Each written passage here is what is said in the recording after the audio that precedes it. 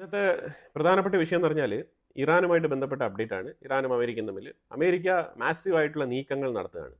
നമ്മൾ എല്ലാ ദിവസവും അമേരിക്ക നടത്തുന്ന നീക്കങ്ങളെക്കുറിച്ച് അപ്ഡേറ്റ് ചെയ്യുന്നുണ്ട്. അപ്പോൾ പലരും മിഥുനം സിനിമയിൽ തേങ്ങ ഉടക്കി സ്വാമി എന്ന് പറയുന്ന ഡയലോഗൊക്കെ എഴുതുന്നത് ഞാൻ കാണുന്നുണ്ട്. പക്ഷേ ഇതിലൊരു കാര്യം മനസ്സിലാക്കേണ്ടത്, ഇത് ഇറാനെ അടിച്ചു കഴിഞ്ഞാൽ അത് വലിയ രീതിയിലൊരു യുദ്ധത്തിൻ്റെ തുടക്കമാണ്. അപ്പോൾ അതുകൊണ്ട് അമേരിക്ക നോക്കിയും കണ്ടാണ് കാര്യങ്ങൾ ചെയ്യുന്നത്. മാക്സിമം ഇറാൻ വരുതിക്ക് വന്നു കഴിഞ്ഞാൽ ഓക്കെയാണ് എന്നുള്ള നിലയിലാണ് ഈ പ്രഷർ ഇടുന്നത്. പക്ഷേ ഇറാൻ ആണെങ്കിൽ വീണ്ടും വീണ്ടും പ്രകോപനപരമായിട്ടുള്ള നിലപാടുകൾ എടുക്കുക എന്നുള്ളതിലുപരിയായിട്ട് അവർ ഒരു തരത്തിലും ഒരു ഫ്ലെക്സിബിലിറ്റി കാണിക്കുന്നില്ല. അപ്പോൾ തികച്ചും അമേരിക്കയെ അവഗണിക്കുന്ന തരത്തിൽ, അമേരിക്കയെ അപമാനിക്കുന്ന തരത്തിലുള്ള ആ ഒരു ഹ്യൂമിലിയേഷൻ അമേരിക്കയ്ക്ക് ഫീൽ ചെയ്തതായിട്ട് പ്രത്യക്ഷത്തിൽ നമുക്ക് മനസ്സിലാക്കാൻ പറ്റുന്നുണ്ട്. അപ്പോൾ ഇതിനെക്കുറിച്ച് ആക്സിയോസ് എന്ന് പറഞ്ഞ പത്രം വളരെ വിശദമായിട്ട് ഒരു ആർട്ടിക്കിൾ എഴുതിയിട്ടുണ്ട്. അപ്പോൾ ആർട്ടിക്കിളിൽ പറഞ്ഞിരിക്കുന്ന വിഷയങ്ങൾ എന്ന് പറഞ്ഞാൽ തീർച്ചയായിട്ടും അമേരിക്ക ഇറാനെ അടിക്കുമെന്ന് തന്നെയാണ് ആ വാർത്ത പറയുന്നത്. അപ്പോൾ അതിന് ഒരുപാട് റീസൺ അവർ പറയുന്നുണ്ട്. അതായത് പല സാഹചര്യങ്ങളിലായിട്ട് ഇറാൻ അവസരങ്ങൾ ഒരുപാട് കൊടുത്തിട്ടുണ്ട് അമേരിക്ക. അമേരിക്ക തികച്ചും വളരെ പേഷ്യൻസിയോട് കൂടി ഇറാൻ്റെ റെസ്പോൺസിന് വേണ്ടിയിട്ട് കാത്തിരിക്കുന്ന സാഹചര്യങ്ങൾ പലപ്പോഴായിട്ട് ഉണ്ടായിട്ടുണ്ടെന്നാണ് ഈ പത്രം റിപ്പോർട്ട് ചെയ്യുന്നത്. അപ്പോൾ അതുകൊണ്ട് ഇത്തവണ എന്തായാലും ഈ റെജിം ചേഞ്ച് എന്നുള്ളത് പല രാജ്യങ്ങളുടെയും താല്പര്യമായിട്ട് മാറിയിരിക്കുകയാണ്. അതായത് ഇൻഫാക്റ്റ് ഇപ്പം നിലവിൽ യൂറോപ്പുമായിട്ട് അമേരിക്കയ്ക്ക് നല്ല ബന്ധം അത്ര ഊഷ്മളമായ നിലയിലില്ലെങ്കിലും യൂറോപ്പിൻ്റെ പരമാവധി രാജ്യങ്ങളുടെ നിലപാട് ഇറാനിൽ റെജീം ചേഞ്ച് വേണമെന്നാണ്. അതുപോലെ അമേരിക്കയുടെ ഉറ്റ സുഹൃത്തായിട്ടുള്ള ഇസ്രായേലിൻ്റെ താല്പര്യവും അവിടെ റെജീം ചേഞ്ച് വേണം. അതുപോലെ അവരുടെ മിസൈലുകളുടെ ദൂരപരിധി അത് നിയന്ത്രിക്കണം. അതുപോലെ തന്നെ അവർക്ക് ആണവായുധം ഉണ്ടാവാനും പാടില്ല. ന്യൂക്ലിയർ എൻറിച്ച്മെൻറ്റ് അവർ നിർത്തണം. ഈ രീതിയിലുള്ള നിർദ്ദേശങ്ങളൊക്കെയാണ് ഇസ്രായേലിൻ്റെ സൈഡിൽ വന്നുകൊണ്ടിരിക്കുന്നത്. ബെഞ്ചമിൻ നെതന്യാഹു നേരിട്ട് തന്നെ ഒരു പത്രസമ്മേളനത്തിൽ ഇതിനെക്കുറിച്ച് സംസാരിച്ചിട്ടുണ്ട് 2 ദിവസങ്ങൾക്ക് മുമ്പ്.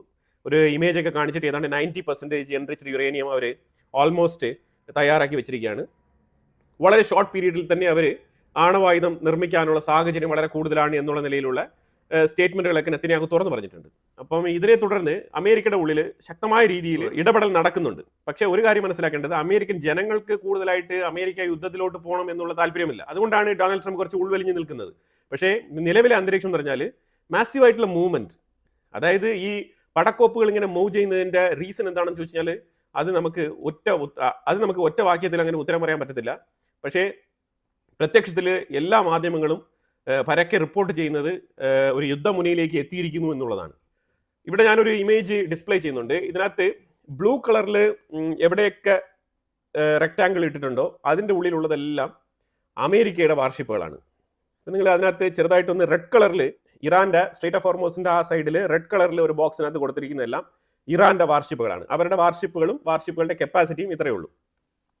ഇനി അതിൻ്റെ തൊട്ടിപ്പുറത്ത് നിങ്ങൾ നോക്കി കഴിഞ്ഞാൽ നിങ്ങൾക്ക് ഓറഞ്ച് കളറിൽ ഒരു ചെറിയ സ്ക്വയർ ബോക്സ് കാണാൻ കഴിയും. അതിൻ്റെ ഉള്ളിൽ മാർക്ക് ചെയ്തിരിക്കുന്നത് റഷ്യയുടെ വാർഷിപ്പുകളാണ്. ഇനി അതിൻ്റെ തൊട്ട് താഴെ നിങ്ങൾ നോക്കൂ, യെല്ലോ കളറിൽ കൊടുത്തിട്ടുണ്ട്. ആ യെല്ലോ കളർ ബോക്സിനകത്ത് മെൻഷൻ ചെയ്തിരിക്കുന്നത് ചൈനയുടെ വാർഷിപ്പുകളാണ്. അപ്പം ഇത്രയും വാർഷിപ്പുകൾ ഇപ്പോൾ സ്ട്രേറ്റ് ഓഫ് ഹോർമൂസിനെ ചുറ്റിപ്പറ്റി ഇറാൻ്റെ പരിധിയിലുണ്ട്. ഞാൻ ഇത് എന്തുകൊണ്ട് ഇത് പറഞ്ഞെന്ന് പറഞ്ഞാൽ, ഇവിടെ റഷ്യയുടെയും ചൈനയുടെയും വാർഷിപ്പിന് എന്താണ് അവിടെ ജോലി എന്ന് പറഞ്ഞു കഴിഞ്ഞാൽ, അവർ ഇന്ന് മുതൽ അവിടെ ഒരു നേവൽ ഡ്രില്ല് നടത്താൻ വേണ്ടിയിട്ട് റെഡിയാവുകയാണ്. മിനിഞ്ഞാന്ന് ഇറാൻ സ്ട്രേറ്റ് ഓഫ് ഹോർമൂസിൽ വലിയ രീതിയിലുള്ള നേവൽ ഡ്രില്ല് നടത്തി തീർത്തിട്ടിരിക്കുന്നേ ഉള്ളൂ. ആ സാഹചര്യത്തിലാണ് ഇപ്പോൾ വീണ്ടും സ്ട്രേറ്റ് ഓഫ് ഹോർമൂസിൽ റഷ്യയും ചൈനയും കൂടി ഒരുമിച്ച് ഇറാനുമായിട്ട് ചേർന്ന് ഒരു നേവൽ ഡ്രില്ലിന് വേണ്ടിയിട്ട് അടുത്ത പ്രഖ്യാപനവുമായിട്ട് വന്നിരിക്കുന്നത്. ഇനി അമേരിക്ക ഇതുമായിട്ട് ബന്ധപ്പെട്ട് ഒരു രീതിയിലും കാത്തു നിൽക്കുമെന്ന് തോന്നുന്നില്ല. അവർക്ക് മുന്നറിയിപ്പ് കൊടുക്കും. അമേരിക്ക അറ്റാക്ക് നടത്തുന്നുവെങ്കിൽ റഷ്യയ്ക്കും ചൈനയ്ക്കും മുന്നറിയിപ്പ് കൊടുക്കും. അവരുടെ വാർഷിപ്പുകൾ എടുത്തുകൊണ്ട് അവിടെ നിന്ന് കെട്ടി പോകാൻ പറയും. പിന്നെ നമുക്ക് മനസ്സിലാക്കാൻ പറ്റിയത്, റഷ്യ ആയാലും ശരി തന്നെ, അതേപോലെ ചൈന ആയാലും ശരി തന്നെ, ഇറാനോടൊപ്പം നിന്ന് അമേരിക്കയ്ക്കെതിരെ ഒരു യുദ്ധം നയിക്കില്ല. അത് വളരെ വ്യക്തമാണ്. കാരണം അമേരിക്ക ഉദ്ദേശിക്കുന്നത് റെജീം ചേഞ്ച്, അതാണ് അവർ ഉദ്ദേശിക്കുന്നത്. അപ്പോൾ ഇന്ന് തന്നെ ഇറാൻ്റെ ഉള്ളിൽ ഷഹരീർ എന്ന് പറഞ്ഞ സ്ഥലത്ത് ഒരു പൊട്ടിത്തെറി, അത് ഗ്യാസ് പ്ലാന്റ് പൊട്ടിത്തെറിച്ചു എന്നാണ് അവർ പറയുന്നത്. പക്ഷേ തുടരെ 3 സ്ഥലങ്ങളിൽ പൊട്ടിത്തെറി സംഭവിച്ചിട്ടുണ്ട്. അതേപോലെ ഇറാൻ്റെ ഉള്ളിൽ ഒരു 6-7 സ്ഥലങ്ങളിൽ ചെറിയ രീതിയിൽ പ്രതിഷേധം രൂപപ്പെട്ടിട്ടുണ്ട്. ഈ പ്രതിഷേധത്തിനെ അടിച്ചമർത്താൻ വേണ്ടിയിട്ട് IRGC അവിടെ വെടിവെച്ചിട്ടുണ്ട്. അപ്പോൾ ആ രീതിയിലുള്ള ചെറിയ ക്ലാഷുകൾ വീണ്ടും തുടങ്ങുകയാണ് ഇറാൻ്റെ ഉള്ളിൽ. ഇതാണ് നിലവിലെ സാഹചര്യം. കഴിഞ്ഞ 2 ദിവസം കൊണ്ട് 84 ഫൈറ്റർ ജെറ്റുകൾ മിഡിൽ ഈസ്റ്റിലേക്ക് ട്രാൻസ്ഫർ ചെയ്തിട്ടുണ്ട്. അതുപോലെ കഴിഞ്ഞ 24 മണിക്കൂർ കൊണ്ട് ഏതാണ്ട് 50 ഫൈറ്റർ ജെറ്റുകൾ വീണ്ടും ട്രാൻസ്ഫർ ചെയ്തിട്ടുണ്ട് മിഡിൽ ഈസ്റ്റിലേക്ക്, അമേരിക്കയിൽ നിന്ന് മിഡിൽ ഈസ്റ്റിലേക്ക്. ഇങ്ങനെ ചറവറാന്ന് വന്നുകൊണ്ടിരിക്കുകയാണ്. പിന്നെ ഫ്ലൈറ്റ് റഡാർ മാപ്പുകളൊക്കെ അവൈലബിൾ ആണ്. ഞാൻ വെറുതെ വെച്ച് ഇവിടെ ഇതാക്കുന്നില്ലെന്നേ ഉള്ളൂ. കാരണം ഒരുപാടുണ്ട്. അതായത് നിങ്ങൾ പൗസ് ചെയ്ത് കൃത്യമായിട്ട് നോക്കിയാൽ മാത്രമേ നിങ്ങൾക്ക് മനസ്സിലാക്കാൻ കഴിയൂ. ഈ ഫ്ലൈറ്റ് നമ്പറുകളെല്ലാം തന്നെ രഹസ്യമായിട്ടുള്ള കോഡുകളായിട്ടാണ് ഇതിനകത്ത് വരുന്നത്. ഞാനിവിടെ ഒരു പേജ് വെക്കുന്നുണ്ട്. ആ പേജിൽ നോക്കി കഴിഞ്ഞാൽ ഇത്രമാത്രം കഴിഞ്ഞ 2 ദിവസം കൊണ്ട് ഇത്രമാത്രം ഷിപ്മെന്റ്സ് നടന്നിട്ടുണ്ട്. അതിന്റെ ചാർട്ടാണ് ഞാനിവിടെ കൊടുത്തിരിക്കുന്നത്. ഇതിനകത്ത് F-22 ഉണ്ട്, F-35 ഉണ്ട്. അമേരിക്കയുടെ പ്രധാനപ്പെട്ട എക്യുപ്മെന്റ്സ് എല്ലാം തന്നെ ഉണ്ട് എന്നുള്ളതാണ് മനസ്സിലാക്കേണ്ടത്. AWACS എന്ന് പറഞ്ഞിട്ട് റഡാർ സംവിധാനമുള്ള ഈ അവാക്കസ് എന്ന് പറഞ്ഞ ആ ഒരു ഫ്ലൈറ്റ് ഉണ്ടല്ലോ, എയർക്രാഫ്റ്റ്. ആ എയർക്രാഫ്റ്റ് 6 അഡീഷണൽ ആയിട്ട് ഇന്നലെ കൊണ്ടുവന്നിട്ടുണ്ട്. 6. ഈ 6 എന്ന് പറഞ്ഞാൽ ഞാൻ ഇതിനു മുമ്പ് സ്റ്റേറ്റ് ഓഫ് ഹോർമൂസ് ആണ് ഏറ്റവും കൂടുതൽ അമേരിക്ക ഫോക്കസ് ചെയ്തിരുന്നത് എങ്കിൽ ഈ അവാക്കസ് എന്ന് പറഞ്ഞ ഈ ഒരു എയർക്രാഫ്റ്റിന് പ്രത്യേകതയുണ്ട്. ഇതിന്റെ പ്രത്യേകത GPS ജാമർ ഇതിൻ്റെ ഉള്ളിലുണ്ട് എന്നുള്ളതാണ് മനസ്സിലാക്കേണ്ടത്. അപ്പം ഇറാന്റെ എൻറ്റയർ റീജിയൻ ബ്ലോക്ക് ചെയ്യാൻ വേണ്ടിയിട്ട് അമേരിക്ക തീരുമാനിച്ചിട്ടുണ്ട്. അപ്പോൾ അതിൽ അവർ സർക്കിൾ വരച്ച് കൊടുത്തിട്ടുണ്ട്. അപ്പോൾ നിങ്ങൾ നോക്കിക്കഴിഞ്ഞാൽ നിങ്ങൾക്ക് മനസ്സിലാക്കാൻ പറ്റും. ആദ്യത്തെ സർക്കിൾ അവിടെ അസർബൈജാൻ തുർക്കി ആ ബോർഡർ തൊട്ട് തന്നെ താഴോട്ട് നിങ്ങൾ നോക്കിക്കഴിഞ്ഞാൽ 1, 2, 3, 4 ഇങ്ങനെ സർക്കിൾ ചെയ്ത് കാണിച്ചിട്ടുണ്ട്. ഇത്രയും ഏരിയയിൽ ഇവർ കൃത്യമായിട്ട് GPS ജാം ചെയ്യാൻ ഉദ്ദേശിച്ചിട്ടുണ്ട്. ഇറാന്റെ മേളിൽ വളരെ കൃത്യമായിട്ടുള്ള ഒരു ആക്രമണം നടത്താനാണ് അമേരിക്ക പ്ലാൻ ചെയ്തിരിക്കുന്നത്. ഈ അവകസ് കാറ്റഗറിയിൽപ്പെട്ട ഈ വിമാനം കഴിഞ്ഞ 3 മണിക്ക് ലാസ്റ്റ് 3 അവേഴ്സിലാണ് 6 വന്ന് ഇറങ്ങിയിരിക്കുന്നത്. ഇവിടെ ഞാൻ കാണിച്ചിരിക്കുന്ന ഈ ഒരു വാർഷിപ്പ് ചാർട്ടിൽ നിങ്ങൾ നോക്കൂ. ഈ ലേറ്റസ്റ്റ് 17/2/2026 ഫെബ്രുവരി 17-ാം തീയതി ഉള്ള ചാർട്ട് പ്രകാരമാണ് നിങ്ങൾ ഇവിടെ കാണുന്നത്. അപ്പോൾ ഇതിനകത്ത് എത്രമാത്രം ഡിസ്ട്രോയേഴ്സ്, എത്രമാത്രം വാർഷിപ്പുകൾ ഇവിടെ ഉണ്ട് എന്നുള്ളതാണ് നിങ്ങൾ മനസ്സിലാക്കേണ്ടത്. ഇതിനകത്ത് ഏറ്റവും കൂടുതൽ നമ്മൾ മനസ്സിലാക്കേണ്ടത് സ്ട്രേറ്റ് ഓഫ് ഹോർമൂസിൽ ഒരു യുദ്ധം ഇപ്പം ഇവിടെ ഇറാനുമായിട്ട് അമേരിക്ക ഒരു യുദ്ധം തുടങ്ങിക്കഴിഞ്ഞാൽ ഇവിടെ സാമ്പത്തികമായിട്ട് വല്ലാത്ത രീതിയിലുള്ള ബുദ്ധിമുട്ടുകൾ ഉണ്ടാവും, ഇല്ലാന്നില്ല. അപ്പോൾ അതിൽ ഇന്ത്യയെ സംബന്ധിച്ചിടത്തോളം നമ്മൾ നോക്കുകയാണെന്നുണ്ടെങ്കിൽ സ്ട്രേറ്റ് ഓഫ് ഹോർമൂസിലൂടെ ഇന്ത്യയിലേക്ക് വരുന്ന ക്രൂഡ് ഓയിലിന്റെ ട്രാൻസ്ഷിപ്മെന്റ് എന്ന് പറഞ്ഞാൽ 13%. അതേപോലെ സൗത്ത് കൊറിയയ്ക്ക് 12%, ചൈന 33%. ഏറ്റവും കൂടുതൽ അഫക്റ്റഡ് ആവാൻ പോകുന്നത് ചൈനയാണ്. പിന്നെ അതർ ഏഷ്യൻ കൺട്രീസ് എല്ലാം കൂടി ചേർത്തിട്ട് 14%, ജപ്പാൻ 11%, അതുപോലെ തന്നെ ഓൾ അതർ കൺട്രീസ് 11%, യൂറോപ്പിന് 5%. ഇതാണ് ഈ സ്ട്രേറ്റ് ഓഫ് ഹോർമൂസിനെ ഡിപ്പെൻഡ് ചെയ്തിരിക്കുന്ന ട്രാൻസ്പോർട്ടേഷന്റെ ആ ഒരു പെർസെൻറ്റേജ് വോളിയം. ഒരു ദിവസം നമുക്ക് 13% ഇമ്പാക്റ്റ് ഉണ്ടാവും ഈ സ്ട്രേറ്റ് ഓഫ് ഹോർമൂസിലൂടെ നടക്കുന്ന വ്യാപാരത്തിൽ. നമ്മളിപ്പോൾ അതിന് വേണ്ടിയിട്ട് ക്രൂഡ് മറ്റേ സൈഡിൽ വേണമെങ്കിൽ നമ്മൾ റഷ്യയിൽ നിന്ന് കൂടുതൽ വാങ്ങിക്കും, അല്ലാന്നുണ്ടെങ്കിൽ നമ്മൾ മറ്റു മാർഗ്ഗങ്ങൾ ആഫ്രിക്കൻ സൈഡിൽ നിന്നും നൈജീരിയ പോലത്തെ രാജ്യങ്ങളിൽ നിന്ന് നമ്മൾ കൂടുതൽ പർച്ചേസ് ചെയ്യും. അതുകൊണ്ട് നമുക്ക് അത് സോർട്ട് ഔട്ട് ചെയ്യാൻ പറ്റും. ഇപ്പോൾ നമുക്ക് ഏറ്റവും കൂടുതൽ ഇമ്പാക്റ്റ് ഉണ്ടാക്കുന്നത് വെച്ചാൽ ചരക്ക് നീക്കം. നമ്മൾ അതിലാണ് നമുക്ക് ഏറ്റവും കൂടുതൽ തിരിച്ചടി കിട്ടാൻ പോകുന്നത്, ഈ ചരക്ക് നീക്കം. അതിനിപ്പോൾ ഇന്ത്യയുടെ ഡിസ്ട്രോയേഴ്സും വാർഷിപ്പുകളൊക്കെ ചരക്ക് കപ്പലിന് വേണ്ടിയിട്ട് എസ്കോർട്ട് പോകേണ്ടി വരും. പിന്നെ അമേരിക്ക വളരെ പെട്ടെന്ന് തന്നെ സ്ട്രേറ്റ് ഓഫ് ഹോർമൂസിനെ അതിൻ്റെ കൺട്രോളിൽ കൊണ്ടുവരുന്നുവെങ്കിൽ കുറച്ചുകൂടെ എളുപ്പമാവും കാര്യങ്ങൾ.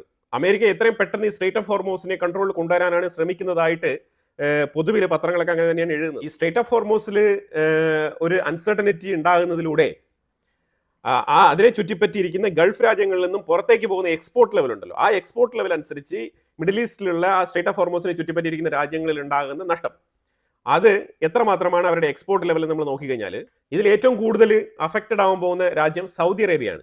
ഖത്തർ 5% ട്രാൻസ്പോർട്ടേഷനാണ് ഈ സ്ട്രേറ്റ് ഓഫ് ഹോർമൂസിലൂടെ നടത്തുന്നത്.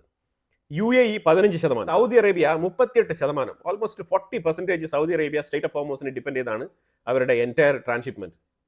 അപ്പോൾ അത് വല്ലാത്ത രീതിയിൽ സൗദി അറേബ്യയ്ക്ക് ഒരു തിരിച്ചടിയാവും. സൗദി അറേബ്യ ഓൾറെഡി തന്നെ കുറച്ച് ബുദ്ധിമുട്ടിലാണ് മുന്നോട്ട് പോയിക്കൊണ്ടിരിക്കുന്നത്. ആ സാഹചര്യത്തിലാണ് ഇപ്പം നിലവിൽ ഇങ്ങനെ സ്ട്രേറ്റ് ഓഫ് ഹോർമൂസിൽ ഒരു ബുദ്ധിമുട്ട് വന്നു കഴിഞ്ഞാൽ സൗദി അറേബ്യയ്ക്ക് കിട്ടാൻ പോകുന്ന ഒരു പണി 8ന്റെ പണിയായിരിക്കും.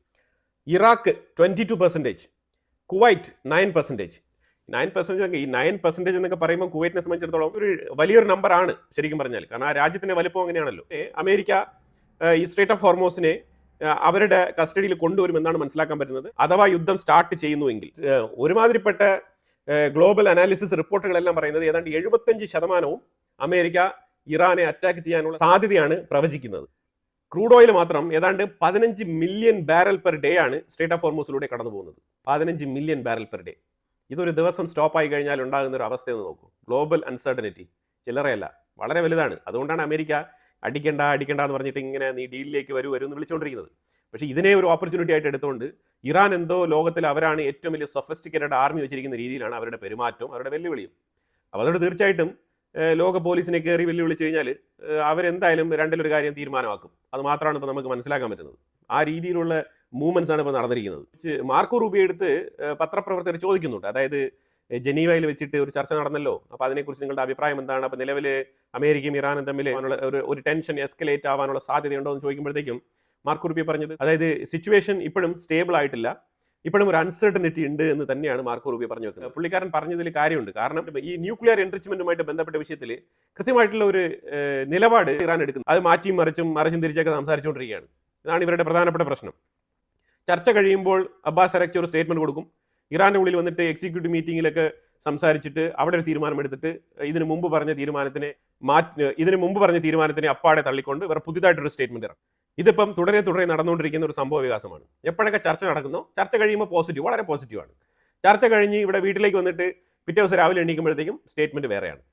പിന്നെ ആയത്തുള്ള കമ്പനി അയാളെ കൊണ്ട് ചെയ്യാൻ പറ്റുന്ന കുറേ കാര്യങ്ങൾ അയാളും ചെയ്യുന്നുണ്ട്. അപ്പോൾ ഇതുകൊണ്ടൊക്കെ തന്നെയാണ് അമേരിക്കയ്ക്ക് ഒരു ഈഗോ ഹേർട്ട് ചെയ്ത ഒരു ഫീലാണ് ഉള്ളതായിട്ട് മൊത്തത്തിൽ കരുതപ്പെടുന്നത്. അതിനെ തുടർന്നാണ് അമേരിക്ക ഇമാതിരിയുള്ള മാസീവ് മൂവ്മെന്റ് നടത്തുന്നത്. ഇറാന്റെ പ്രസിഡന്റ് മസൂദ് പെസസ്കിയാൻ, പുള്ളിക്കാരനാണ് ഇച്ചിരി വെളിവോടുകൂടി സംസാരിക്കുന്ന ആള്. പുള്ളി പറഞ്ഞിരിക്കുന്നത് ശരിക്കും ഞങ്ങൾ യുദ്ധം നടത്താനൊക്കെ തയ്യാറാണ്, ഇല്ലാന്നില്ല, പക്ഷേ ഞങ്ങൾ ഓൾമോസ്റ്റ് IAEAയുമായിട്ട് ചർച്ച നടത്തി. ഒരു ദിവസത്തിന് മുമ്പ് 2 ദിവസങ്ങൾക്ക് മുമ്പ് അബ്ബാസ് അരക്ചി ജനീവയിൽ ചർച്ച നടത്തിയിരുന്നു. വളരെ പോസിറ്റീവായിരുന്നു. ഞങ്ങൾ അതിന് വേണ്ടിയിട്ടുള്ള കംപ്ലീറ്റ് ഡേറ്റ എല്ലാം തയ്യാറാക്കി വെച്ചിരിക്കുകയാണ്, ഡോക്യുമെന്റ്സ് എല്ലാം റെഡിയാണ്, ഞങ്ങൾ ഓൾമോസ്റ്റ് സൈൻ ചെയ്യാൻ പോവാണ് IAEAയുമായിട്ട് എന്നൊരു സ്റ്റേറ്റ്മെന്റ് ഒക്കെ ഇപ്പോൾ കൊടുത്തിട്ടുണ്ട്. അതായത് അറ്റാക്കിന്റെ സൂചന ഏകദേശം ഇറാന് കിട്ടിയിട്ടുണ്ട്. അപ്പം അതിൽ ലാസ്റ്റ് പോയിന്റിലൊന്ന് സ്കിപ്പ് ആവാൻ വേണ്ടിയിട്ട് പ്രസിഡന്റ് മസൂദ് പെസസ്കിയാനെ കൊണ്ട് ഒരു കളി കളിക്കുകയാണ്. അതായത് ഇവരെപ്പോഴും ഇങ്ങനെ മാറിയും തിരിഞ്ഞും ഇങ്ങനെ സ്റ്റേറ്റ്മെന്റുകൾ പുറപ്പെടുവിക്കുക എന്നുള്ളതാണ് ഇവരുടെ പ്രധാനപ്പെട്ട കളി.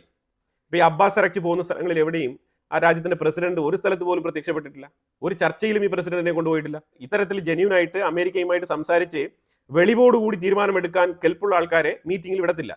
തീവ്ര നിലപാടുള്ള IRGCയുമായിട്ട് അത്രയ്ക്ക് ചേർന്ന് നിന്നുള്ള നിലപാടെടുക്കുന്ന ആൾക്കാരെ മാത്രമേ ഇവർ പുറത്ത് ചർച്ചയ്ക്ക് അയക്കുള്ളൂ. അതിലൊരു വ്യക്തിയാണ് അബ്ബാസ് അരക്ചി. ഈ അബ്ബാസ് അരക്ചിക്കും അതേപോലെ തന്നെ ആയത്തുൽ ഖമനേയിക്കൊക്കെ ഒരേ പൊളിറ്റിക്കൽ നിലപാടാണ്. അതുകൊണ്ട് അവരൊക്കെ എവിടെ പോയാലും ഇതേ രീതിയിൽ തന്നെയായിരിക്കും ചർച്ചകൾ വീണ്ടും പരാജയപ്പെടാൻ പോകുന്നത്. ഇത് അമേരിക്കയ്ക്ക് ബോധ്യമായി. ഇസ്രായേലിൽ നിന്നും നഫ്താലി ബെന്നറ്റ് ഓപ്പോസിറ്റ് പാർട്ടി ലീഡറാണ്. പുള്ളിക്കാരന് വലിയ സ്റ്റേറ്റ്മെന്റ് എന്ന് പറഞ്ഞാൽ പാകിസ്ഥാനെതിരെയാണ് ഈ സ്റ്റേറ്റ്മെന്റ്. പാകിസ്ഥാൻ തുർക്കി ബന്ധം ഞങ്ങളെ വല്ലാതെ അസ്വസ്ഥതപ്പെടുത്തുന്നു. തുർക്കിക്ക് പാകിസ്ഥാൻ ന്യൂക്ലിയർ ആയുധം, അതിന്റെ ടെക്നോളജി എല്ലാം കൈമാറാനുള്ള സാധ്യത വളരെ കൂടുതലാണ്. ഇസ്രായേലിന് അങ്ങനെ ഇൻഫർമേഷൻ ഉണ്ട് എന്നുള്ള തരത്തിൽ ഒരു വെളിപ്പെടുത്തൽ നടത്തിയിരിക്കുകയാണ്. അതായത് ഇസ്രായേൽ വളരെ കൃത്യമായിട്ട് അമേരിക്കയ്ക്ക് മെസ്സേജ് കൊടുക്കുകയാണ്, ഈ പാകിസ്ഥാനും തുർക്കിയും തമ്മിലുള്ള ബന്ധം ശരിയല്ല, ആ കൂട്ടുകെട്ട് തകർക്കണം. അതായത് നമ്മൾ ഉദ്ദേശിച്ചല്ലോ, നമ്മൾ പണ്ടേ പറഞ്ഞുകൊണ്ടിരിക്കുകയാണ്, ഇത് ഈ ഇറാന്റെ വിഷയത്തിൽ ഒരു തീരുമാനം എടുത്തു കഴിഞ്ഞാൽ അടുത്തത് ഇസ്രായേൽ വരാൻ പോകുന്നത് പാകിസ്ഥാനിലോട്ടായിരിക്കും. ആകെ കൂടി ന്യൂക്ലിയർ ആയുധം കൈക്കൽ വെച്ചിരിക്കുന്ന ഒരേ ഒരു രാജ്യം ഇനി പാകിസ്ഥാനാണ്. ഇസ്രായേലിന്റെ ഫോക്കസ് അങ്ങോട്ട് മാറുകയാണ്. കൃത്യമായിട്ടുള്ള ഇടപെടലാണ്. ഇതിന് പ്രധാനപ്പെട്ട കാരണമായിട്ട് ചൂണ്ടിക്കാണിക്കപ്പെടുന്നത് തുർക്കിയുടെ പ്രസിഡന്റ് തയ്യബ് എർദോഗൻ എത്യോപ്യ സന്ദർശിച്ചു. എത്യോപ്യ ശരിക്കും പറഞ്ഞാൽ ഇന്ത്യ, ഇസ്രായേൽ, UAE ഇവരെല്ലാവരും കൂടി ചേർന്നിട്ട് സൊമാലിലാൻഡിൽ കൃത്യമായിട്ടുള്ള ഇടപെടലുകൾ നടത്തിക്കൊണ്ടിരിക്കുകയാണ്. ഈ സൊമാലിലാൻഡിൽ ഇടപെടൽ നടത്താൻ വേണ്ടിയിട്ട് എത്യോപ്യ ഇന്ത്യയോടൊപ്പം ഇസ്രായേലോടൊപ്പം ഒക്കെ ശക്തമായിട്ട് നിലപാടെടുത്ത് മുന്നോട്ട് പോയിക്കൊണ്ടിരിക്കുന്ന സാഹചര്യത്തിലാണ് തുർക്കി അവിടെ പോയിട്ട് ഡിഫൻസ് മേഖലയുമായിട്ട് ബന്ധപ്പെട്ട കരാറിന് ഇടപാടൊരുക്കുന്നത്. ഒരുപാട് ഇന്റന്റ് MOU സൈൻ ചെയ്തിട്ടുണ്ട്. ഇത് വളരെയധികം ചർച്ച ചെയ്യപ്പെട്ടിട്ടുണ്ട് എത്യോപ്യയുമായിട്ട് ബന്ധപ്പെട്ട വിഷയത്തിൽ. തീർച്ചയായിട്ടും ഇസ്രായേലിന് അത് ഡൈജസ്റ്റ് ചെയ്യാൻ പറ്റാത്തൊരു സാഹചര്യമായി മാറിയിട്ടുണ്ട്. കാരണം സൊമാലിലാൻഡ്, എത്യോപ്യയൊക്കെ ഇസ്രായേലിന്റെ കീഴിൽ കൊണ്ടുവരണം. ആ ഏരിയയിൽ ഇസ്രായേൽ വലിയ രീതിയിൽ ഒരു ഡോമിനൻസ്, ഓപ്പോസിറ്റ് നിൽക്കുന്ന ഹൂത്തികൾക്കെതിരെ കൃത്യമായിട്ട് നടപടി സ്വീകരിക്കാൻ പറ്റുന്ന ഒരു ലാൻഡ് പോയിന്റ് ആണത്. അപ്പൊ അവിടെയാണ് ഇപ്പം തുർക്കി കയറി വീണ്ടും കളിക്കുന്നത്. അപ്പൊ ഈ തുർക്കിയുടെ കളി താല്പര്യപ്പെടാതെയാണ് ഇസ്രായേൽ ഇപ്പം ഡയറക്റ്റ് ആയിട്ട് തന്നെ തുർക്കിക്ക് നേരെ തുർക്കിയെ വാൺ ചെയ്തുകൊണ്ടുള്ള ഇത്തരത്തിലുള്ള സ്റ്റേറ്റ്മെന്റുകൾ ഇപ്പോൾ പുറപ്പെടുവിച്ചിരിക്കുന്നത്. ഇനി ഒരു കാര്യം മനസ്സിലാക്കേണ്ടത്, ഞാൻ രാവിലെ നമ്മളുടെ ഇൻസൈറ്റ്സ് മലയാളം ഗ്ലോബൽ ചാനൽ പറഞ്ഞിട്ടുണ്ടായിരുന്നു, ഇസ്രായേലിൽ നിന്നും നമ്മൾ B3 എന്ന് പറഞ്ഞ ഒരു ഡ്യുവൽ ബോർഡർ സർവൈലൻസ് എക്യുപ്മെന്റ് നമ്മൾ വാങ്ങിക്കുന്നുണ്ട്.